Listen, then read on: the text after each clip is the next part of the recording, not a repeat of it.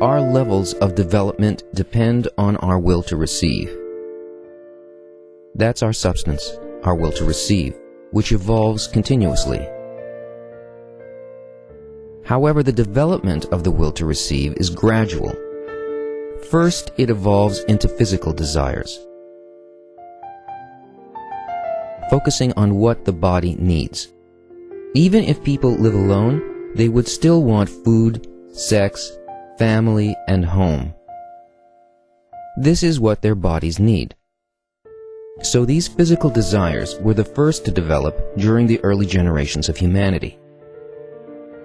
Then came the need for wealth and money. The will to receive kept growing. Following the desire for money came the desire for honor and power. Now we see that many more people began to evolve. Those who had been focused on physical desires moved on to desires for wealth. Those with desires for wealth went on to seek honor and power. And following honor came the desire for scientific knowledge.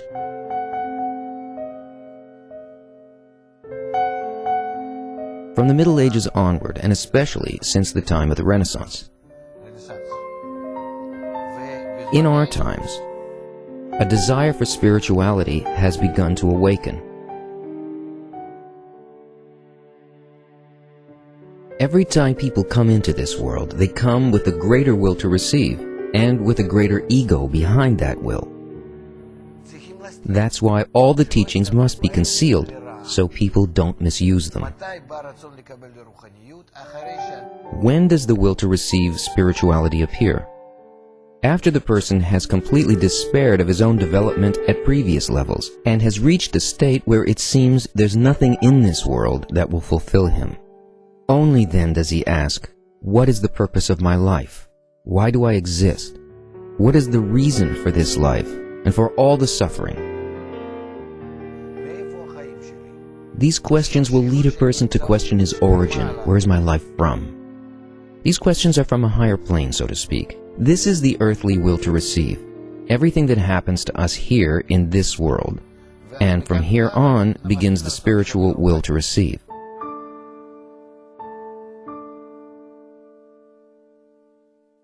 Now the seeker begins to ask about things beyond this world,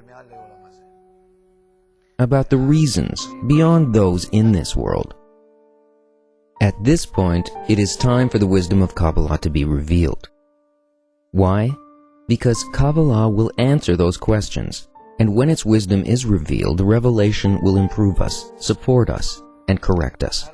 Once we are corrected, we will be protected against our egos, and we won't harm ourselves. We will also understand how reality is constructed and understand the upper world.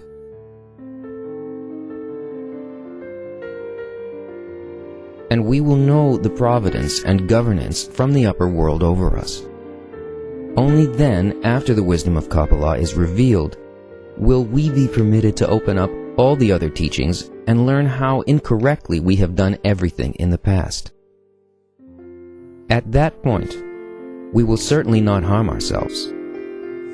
This is why nowadays the whole world is facing a very difficult period of crisis.